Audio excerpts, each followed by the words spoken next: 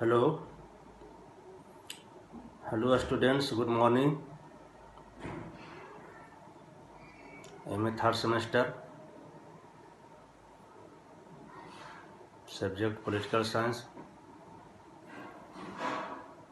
मैं Mohammad Qayyum, department of political science, Mirza Ghalib college गया।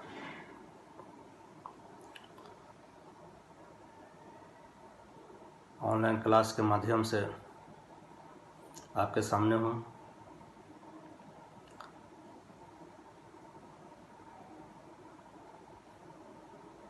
आज संभवतः थर्ड सेमेस्टर का आज मेरा अंतिम क्लास हो सकता है। इसके बाद आप सभी 18 मई से फोर्थ सेमेस्टर का क्लास अटेंड कर सकेंगे।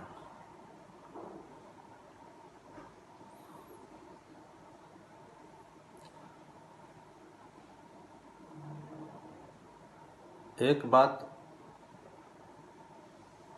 और कहना चाहते हैं, जो टेस्ट होने की बात है, जो टेस्ट होगी ऑनलाइन 40 नंबर की, उसका क्वेश्चन ग्रुप में जाएगा और आंसर जो है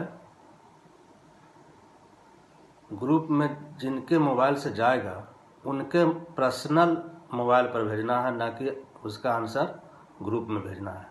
इसका खास ख्याल आप लोग रखिएगा। आज हम आप लोगों को राष्ट्रीय मानवाधिकार आयोग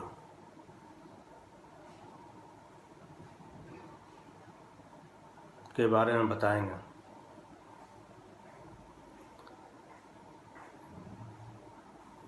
the national human rights commission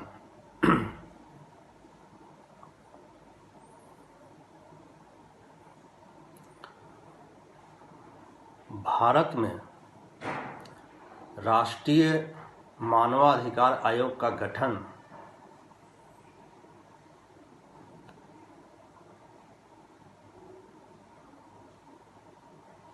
अक्टूबर 1993 में हुआ।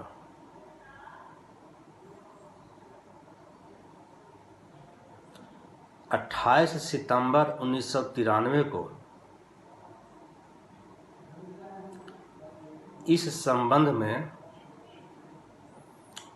एक अध्यादेश लाया गया। सितंबर में अध्यादेश लाया गया और अक्टूबर में जाकर यह आयोग जो है अस्तित्व में आ गया। अध्यादेश को भी एक लाइन में समझ लीजिए आप। अध्यादेश क्या होता है?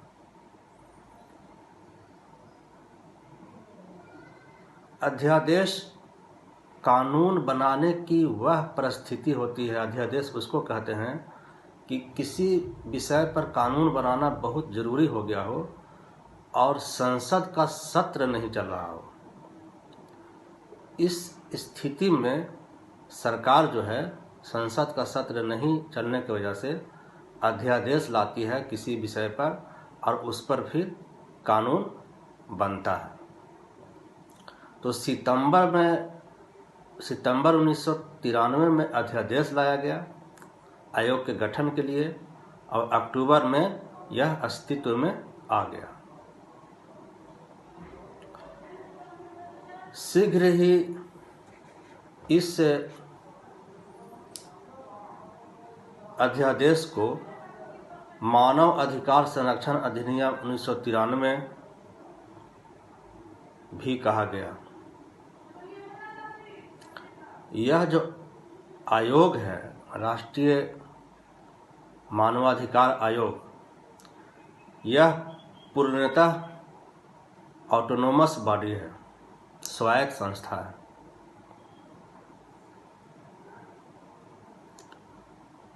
आर्थिक रूप से यह स्वायत्त है।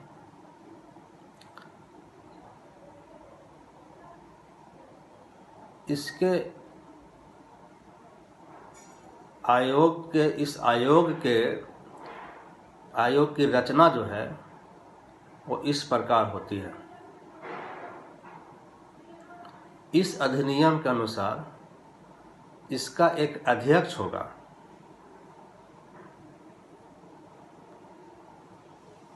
इस अधिनियम के अनुसार इसका एक अध्यक्ष होगा जो सुप्रीम कोर्ट का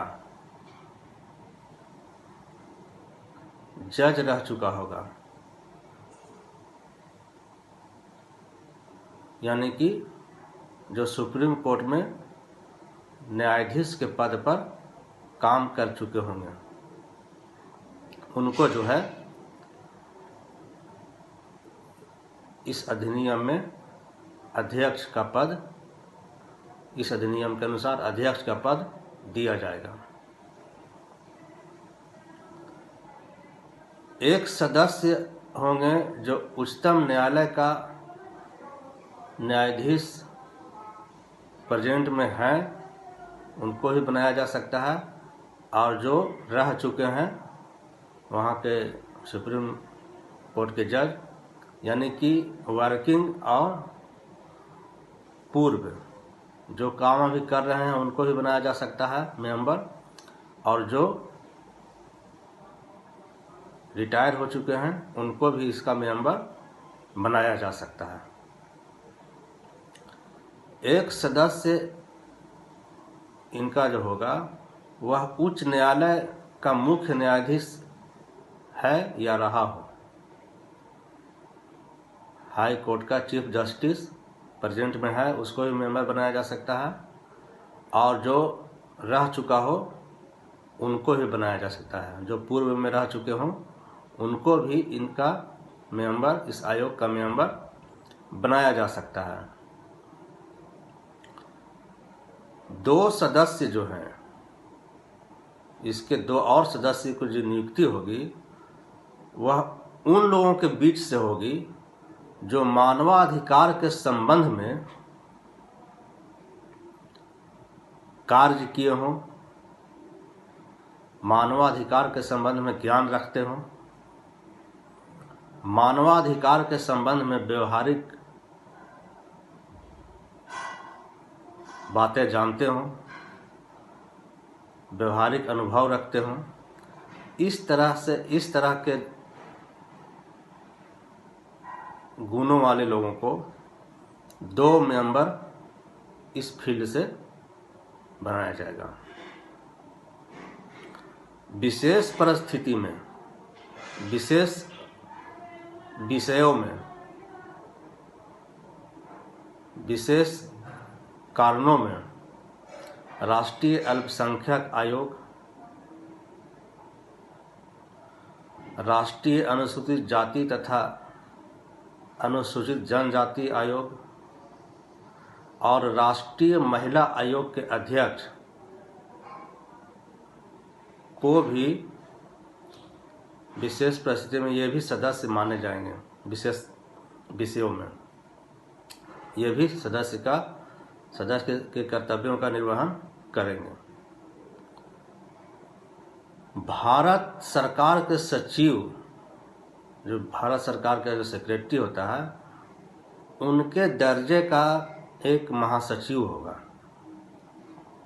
उस कैटेगरी का एक जनरल सेक्रेटरी होगा जो चीफ एग्जीक्यूटिव ऑफिसर के रूप में, चीफ एग्जीक्यूटिव ऑफिसर, मुख्य कार्यपालक पदाधिकारी के रूप में कार्य करेंगे।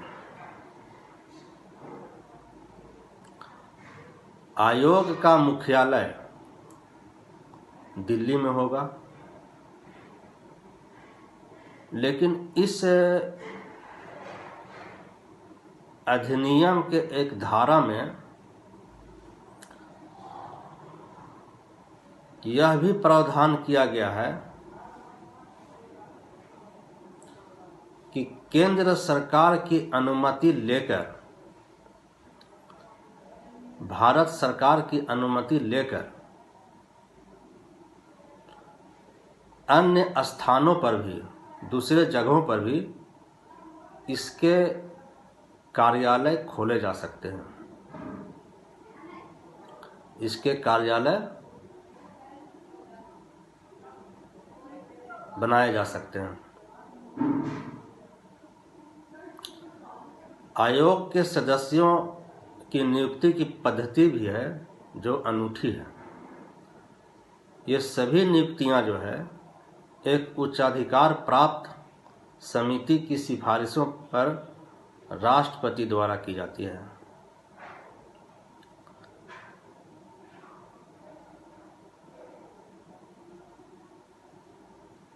इस समिति की रचना जो है इस प्रकार की गई है। प्रधानमंत्री अध्यक्ष,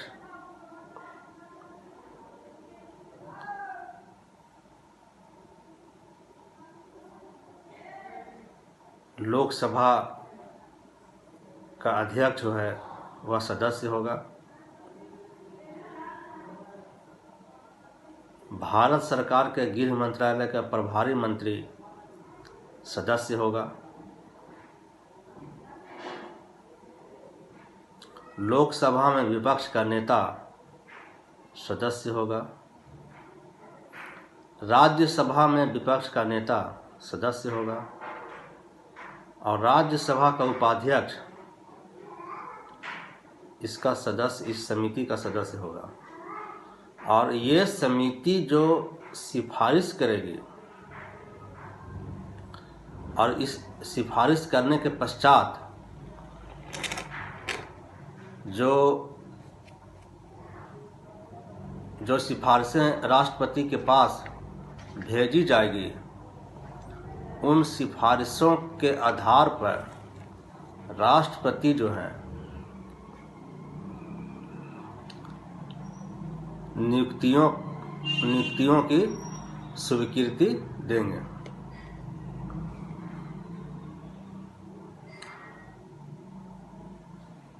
परंतु उच्चतम न्यायालय के मुख्य न्यायाधीश से परामर्श किए बिना उच्चतम न्यायालय के किसी पीठासीन न्यायाधीश या उच्च न्यायालय के पीठासीन मुख्य न्यायाधीश को आयोग का सदस्य नियुक्त नहीं किया जा सकता।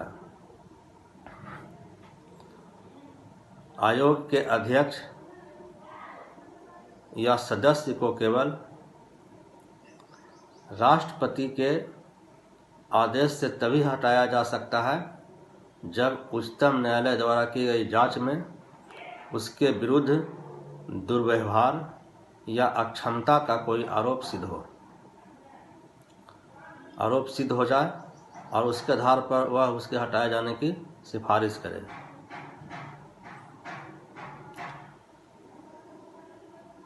अध्यक्ष और सदस्यों का कार्यकाल उनके पदभार संभालने के 5 वर्ष पूरे होने के दिन तक होगा। 2 कंडीशन है। जिस दिन कोई भी अध्यक्ष या मेंबर बनेंगे उस दिन से या तो वह 5 वर्ष की अवधि पूरी कर लें, 5 वर्ष उस पद पर काम कर लें, या फिर 70 वर्ष की आयु उनकी हो जाती है तो वह पद मुक्त हो जाएंगे। यानी जो पहले पूरा हो जाए, या उनका 5 वर्ष का कार्यकाल पूरा हो जाए या 70 वर्ष की आयु पूरी हो जाए, जो पहले आ जाए उस दिन तक के लिए वह उस पद पर काम करेंगे। पद मुक्त होने के बाद अध्यक्ष और सदस्य भारत सरकार या किसी राज्य सरकार के अधीन किसी भी पद पर नियुक्त किए जाने के लिए अपात्र होंगे, नियुक्ति उनकी नहीं हो सकती है। जब अध्यक्ष, कोई भी अध्यक्ष और सदस्य के पद पर काम करने के बाद जब वहाँ से सेवानिवृत्त हो जाएंगे तो उनको केंद्र या राज्य सरकार के किसी भी पद पर नियुक्ति का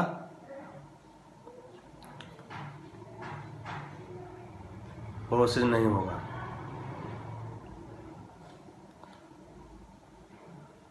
आयोग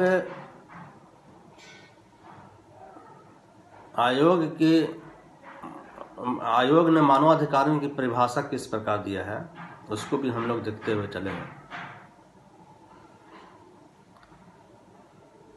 इस अधिनियम की धारा 2 के अनुसार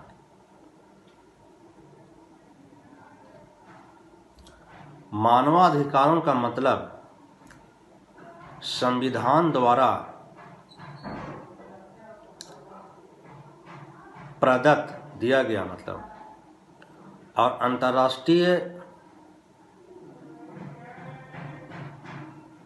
प्रसंविधाओं में निहित और भारत में न्यायालयों का जीवन स्वतंत्रता, समानता और व्यक्ति की गरिमा संबंधी जो सुरक्षा जो आदेश है वह मानव अधिकार कहलाएंगे। अंतर्राष्ट्रीय प्रसंविधाओं का अर्थ 16 दिसंबर 1966 को संयुक्त राष्ट्र संघ की महासभा द्वारा अंगीकृत नागरिक तथा राजनीतिक अधिकारों से संबंधित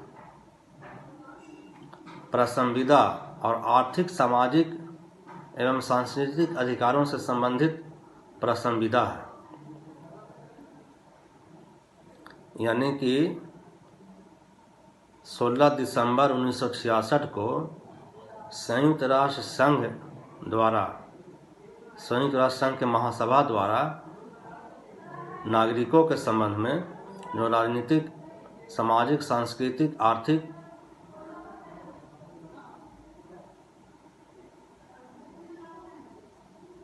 मानवाधिकारों की बात की गई वह जो है इसमें भी, इस अधिनियम में भी उसको स्वीकार किया गया। आयोग के कर्तव्य को हम लोग देखते हैं। यह अधिनियम आयोग को निम्नलिखित कर्तव्य जो है सौंपते हैं। नंबर 1, अपनी पहल या प्रभावित व्यक्ति द्वारा अपनी ओर से अन्य व्यक्तियों द्वारा दी गई याचिका प्राप्त होने पर, यानी खुद पहल कर सकते हैं किसी विषय में, या कोई व्यक्ति जब सूचना देता है या याचिका देता है तो उस परिस्थिति में भी यह काम उस पर करते हैं। इसमें मानवाधिकारों का उल्लंघन और उसके उल्लंघन के उकसावे के संबंध में जांच करते हैं। किसी सरकारी नौकरी द्वारा ऐसे उल्लंघन को रोकने के संबंध में बरती गई लापरवाही को शिकायतों की जांच करना, किसी न्यायालय में चल रही ऐसी कार्यवाही में जिससे मानवाधिकारों के उल्लंघन के किसी आरोप का संबंध है उस न्यायालय के सहमति से हस्तक्षेप करना, यानी किसी कोर्ट में कोई ऐसा केस चल रहा है जिसमें मानवाधिकारों से संबंधित, मानवाधिकारों के उल्लंघन से संबंधित कोई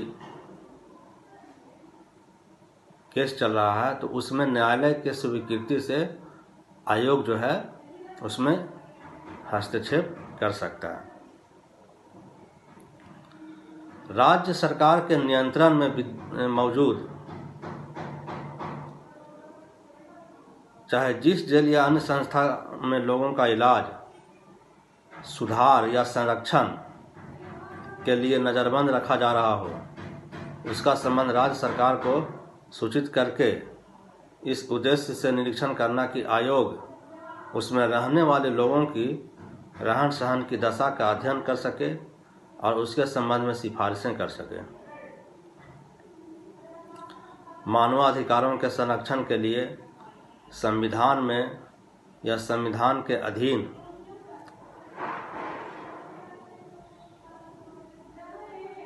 लागू किसी कानून द्वारा उपायों की समीक्षा करना और उनके प्रभावकारी कार्यान्वयन के लिए आवश्यक कदमों की सिफारिश करना।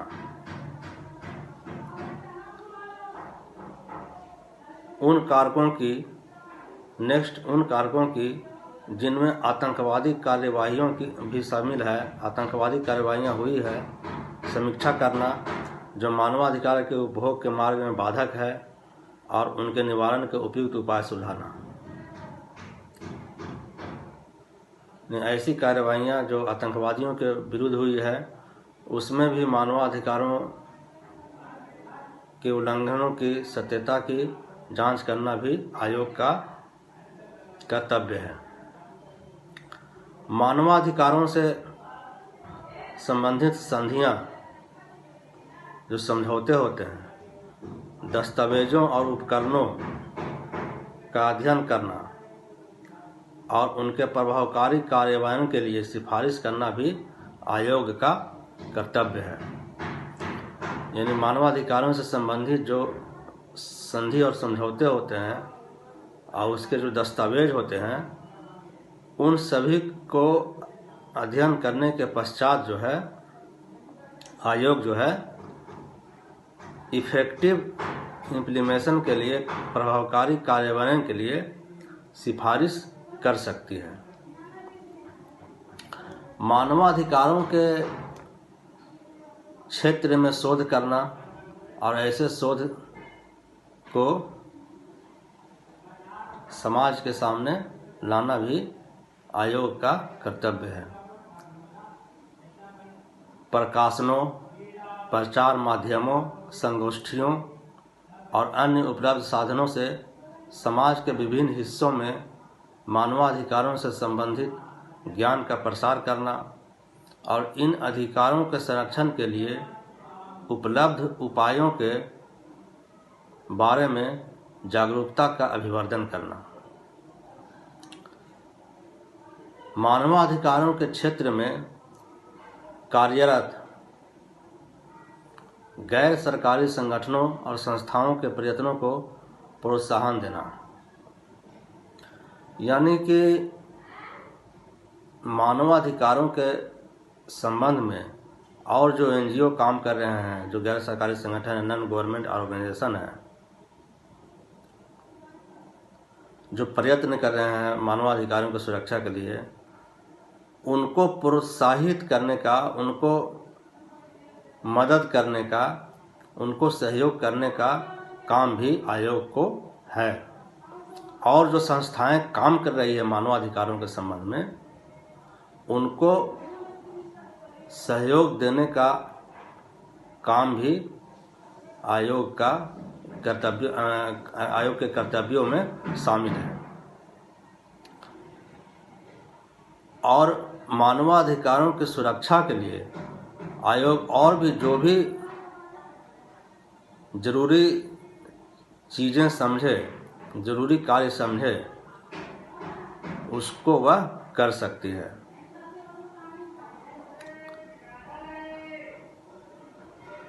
शिकायतों के संबंध में कैसे कार्य करती है आयोग, उसको भी हम लोग देखते हैं। शिकायतों के अपने आप में पूर्ण होने की अपेक्षा की जाती है। शिकायतें हिंदी, अंग्रेजी या संविधान के 8वीं अनुसूची में जितने भी भाषा हैं उनमें की जा सकती है। शिकायत करने के लिए कोई फीस मुकर्रर नहीं है। ज़रूरत होने पर आयोग जो है अधिक जानकारी तथा आरोपों के समर्थन में हलफनामे मांग सकती है। अगर आयोग को ऐसा लगता है कि और इसमें अधिक जानकारी की आवश्यकता है और आरोपों का समर्थन करने के लिए, आरोपों को मजबूती देने के लिए वह संबंधित लोगों से एफिडेविट हलफनामा की मांग कर सकती है। आयोग को यह भी विवेकाधिकार है कि वह चाहे तो तार और फैक्स द्वारा भेजी गई शिकायतें भी स्वीकार कर सकती है। अब किस प्रकार की शिकायतों पर विचार नहीं किया जा सकता है उसको भी देखते हैं। आम तौर पर आयोग जो है निम्नलिखित प्रकार की शिकायतों पर विचार नहीं करता। नंबर 1, शिकायत करने के वर्ष भर से अधिक समय पूर्व घटित घटनाओं से संबंधित शिकायतें।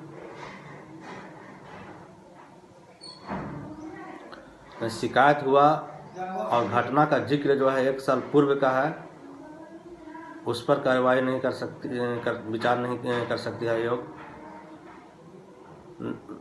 जो मामला अंडर जुडिकेचर है, जो न्यायालय के अधीन मामला है, जो मामला किसी के कोर्ट में चल रहा है, उसके संबंध में भी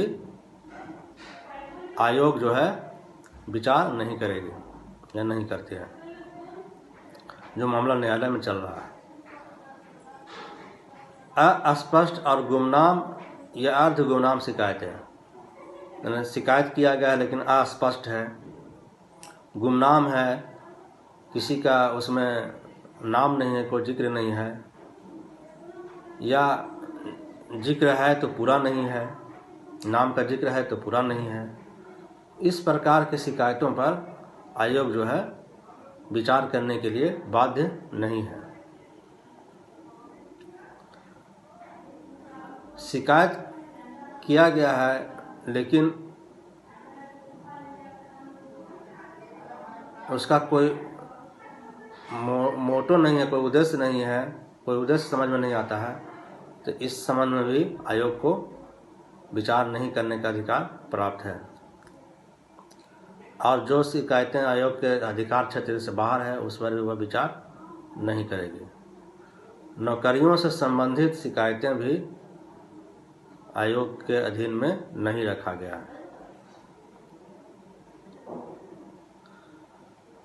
जांच से संबंधित अधिकार अधिनियम के अंतर्गत आयोग को जांच और अन्वेषण के व्यापक अधिकार दिए गए हैं। अधिनियम के अधीन शिकायतों की जांच करते समय आयोग जो है किसी सिविल न्यायालय द्वारा किसी मुकदमे की सुनवाई करते समय दंड प्रक्रिया संहिता 1908 के अधीन प्रयोग किए जाने वाले सभी अधिकारों का और ख़ास तौर से इन बातों के संबंध में ऐसे अधिकारों का प्रयोग कर सकती है।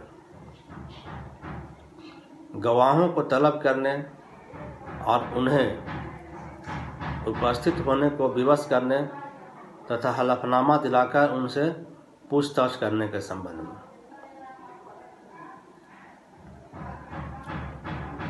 किसी दस्तावेज की खोज और प्रस्तुति के संबंध में। हलफनामे के साथ साक्ष्य प्राप्त करने के संबंध में। किसी भी न्यायालय या कार्यालय से कोई सरकारी प्रलेख, कोई सरकारी दस्तावेज और उसकी प्रतिलिपि प्राप्त करने के तलब के लिए भी जांच के लिए भी आयोग को अधिकार प्राप्त है। यानी कोई भी सरकारी कार्यालय जो है वहाँ से भी वह जानकारी के लिए दस्तावेजों की मांग कर सकती है। दस्तावेजों की प्रतिलिपि कॉपियों की मांग कर सकती है। गवाहों और दस्तावेजों की जांच के लिए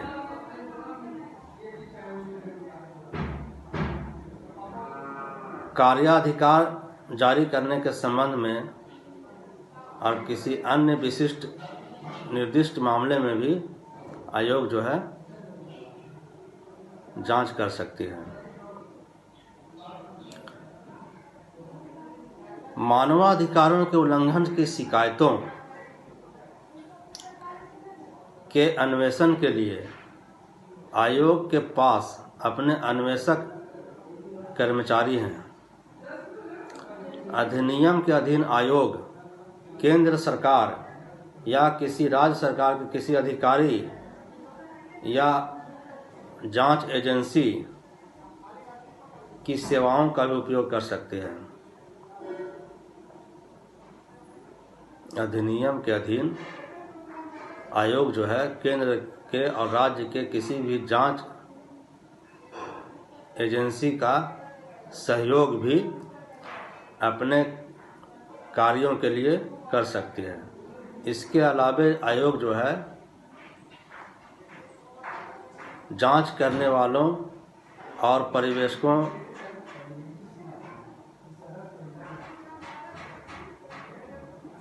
को की भी सहायता लेने का अधिकार प्राप्त है। इस प्रकार से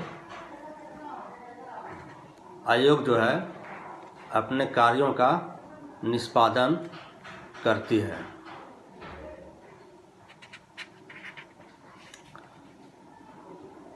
आयोग का कार्य जो है केवल और केवल मानवाधिकारों से ही संबंधित है।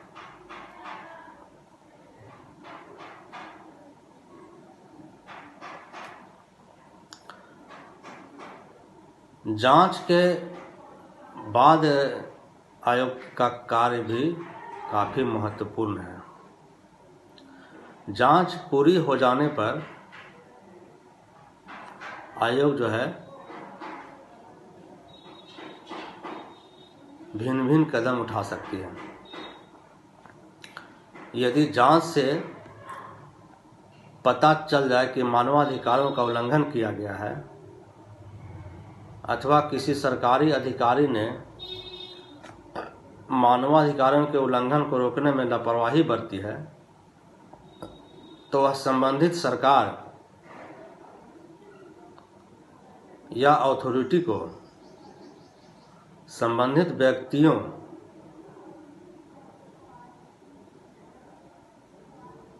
के खिलाफ मुकदमा चलाने की सिफारिश कर सकती है। मुकदमा चलाने की कार्यवाही आरंभ करने की सिफारिश जो है आयोग कर सकती है।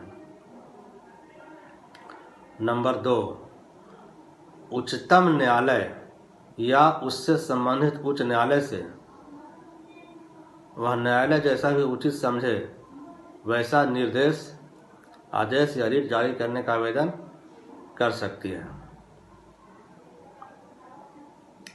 नंबर 3, संबंधित सरकार या प्राधिकरण से उल्लंघन के शिकार व्यक्ति और उसके परिवार के सदस्यों को तत्काल वैसी अंतरिम राहत देने की सिफारिश कर सकती है जैसा आयोग आवश्यक समझे। नंबर 4,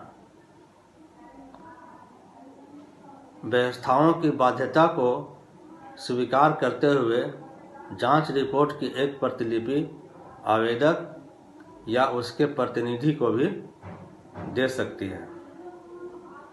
जिनके विषय में शिकायत की गई है, जिनके विषय में जांच किया गया है, उसको भी एक प्रतिलिपि जो है जांच से संबंधित आयोग दे सकती है।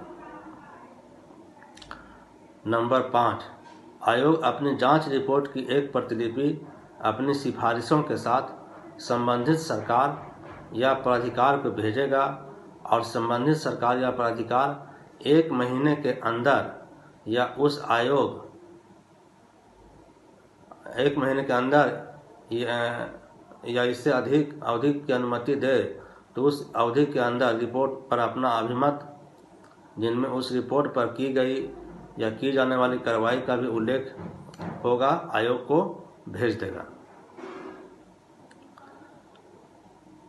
नंबर 6, आयोग अपनी सिफारिशों पर संबंधित सरकार या प्राधिकार के अभिमतों, बशर्ते कि ऐसे अभिमत प्रस्तुत किए गए हों तथा उन सिफारिशों पर संबंधित सरकार या प्राधिकारी द्वारा दी गई या वास्तविक कार्यवाही के साथ अपनी जांच रिपोर्ट प्रकाशित करेगा।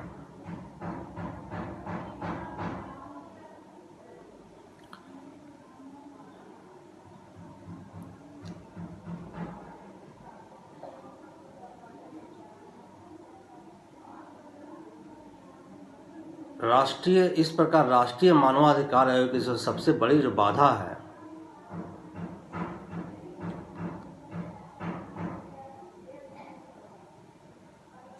वह अपराधियों के खिलाफ मामला दर्ज करती है, सुनवाई करती है। दोषी पाए जाने वाले लोगों को सजा देने का अधिकार नहीं है। अगर दिल्ली से लेकर जिला स्तर तक राष्ट्रीय मानवाधिकार आयोग का गठन हो जाए और इनको यह अधिकार दिया जाए कि वे अपराधियों की पहचान कर उन्हें सजा दे सके और कम से कम अपने स्तर पर जुर्माना भी भर सके, तो लोग इसका भय खाने लगेंगे।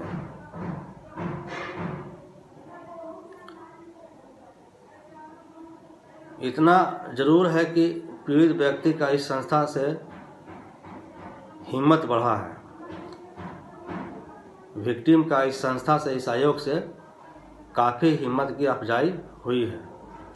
जहां कोई व्यक्ति मानवाधिकार उल्लंघन करता है वहां तो राष्ट्रीय मानवाधिकार आयोग की धौंस एक सीमा तक चल भी जाती है, लेकिन जहां संस्थागत रूप से उल्लंघन होता है, जैसे फैक्ट्रियों में, कंपनियों में, कार्यस्थलों पर, सरकारी विभागों में अनेक ऐसे काम होते हैं जो खुल्ला मानवाधिकारों की हनन की श्रेणी में आते हैं, लेकिन उन्हें राष्ट्रीय मानवाधिकार आयोग काबू नहीं कर पाता है।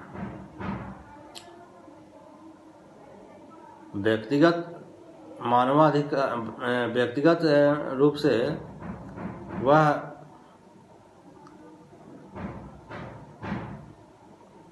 कुछ सशक्त दिखाई देती है व्यक्तिगत केसेस में, लेकिन जो संस्थागत रूप से हो रहा है कंपनियों में, फैक्ट्रियों में, सरकारी विभागों में, वहाँ जो है यह कार्रवाई नहीं कर पाती है और इन जगहों पर खुलेआम जो है मानवाधिकारों का उल्लंघन होता है,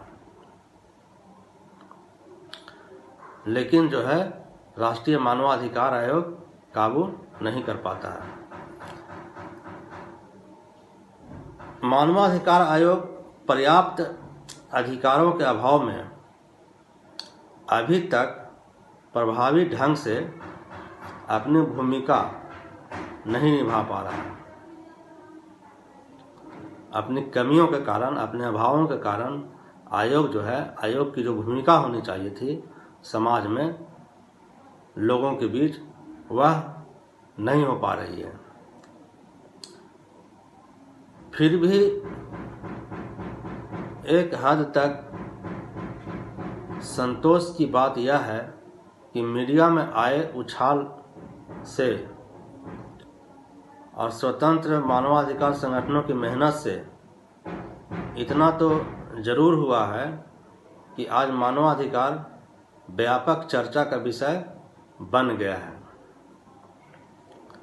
मानवाधिकारों पर व्यापक चर्चाएं होने लगी है,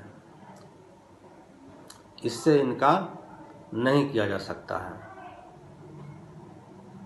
आज चारों ओर मानवाधिकारों के प्रति जो है लोगों में जागरूकता आ रही है। प्रिंट मीडिया के माध्यम से, इलेक्ट्रॉनिक मीडिया के माध्यम से, सोशल मीडिया के माध्यम से और अन्य साधनों से आज मानवाधिकार सशक्त होता दिख रहा है और दिन ब दिन सशक्त होता जा रहा है।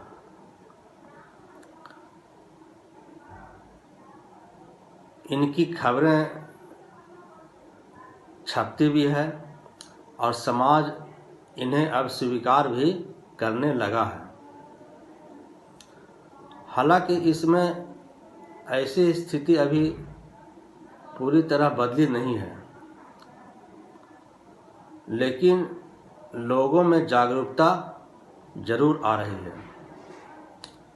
अगर लोगों को उनके अधिकारों के बारे में और बताया जाए, उनके अधिकारों के बारे में और शिक्षित किया जाए, तो मानवाधिकारों के संरक्षण से संबंधित जो कार्य हैं, मानवाधिकारों से संबंधित जो उद्देश्य हैं, उन उद्देश्यों को पूरा करने में काफ़ी मदद मिलेगी।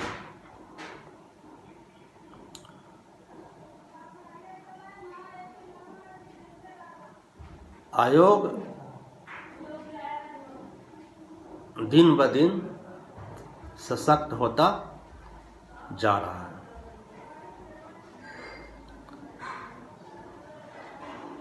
तो इस प्रकार से आयोग अपना कार्य बखूबी कर रही है, लेकिन इसको अभी और सशक्त बनाए जाने की और प्रभावी बनाए जाने की आवश्यकता है।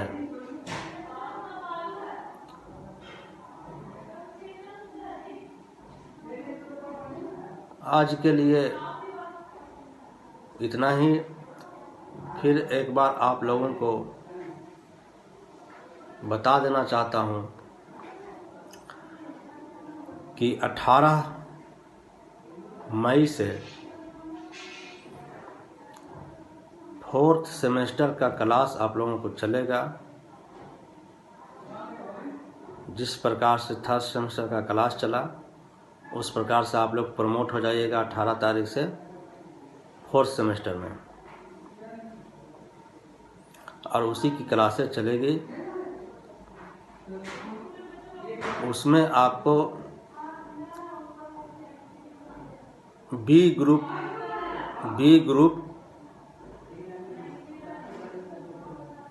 विभाग में सेलेक्ट हुआ है पहले ही से, इंडियन पॉलिटिक्स। सिलेबस में 3 ग्रुप है, ABC। हमारे यहाँ ग्रुप बी चलता है, इंडियन पॉलिटिक्स। उसी में आपको 4 पेपर पढ़ना है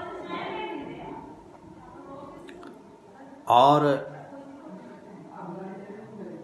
ये जो एक टेस्ट हो रहा है, ऑनलाइन टेस्ट जो हो रहा है,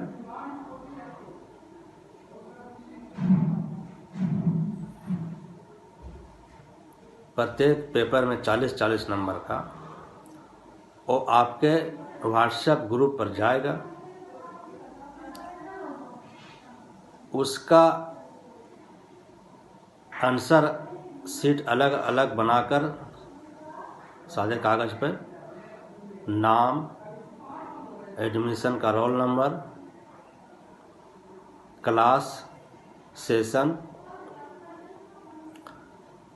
ऊपर में लिखकर और सादा पेपर पर आंसर बनाकर, और जिनके मोबाइल से क्वेश्चन जाएगा ग्रुप में, उनके मोबाइल, पर्सनल मोबाइल पर आंसर शीट को सेंड करना है।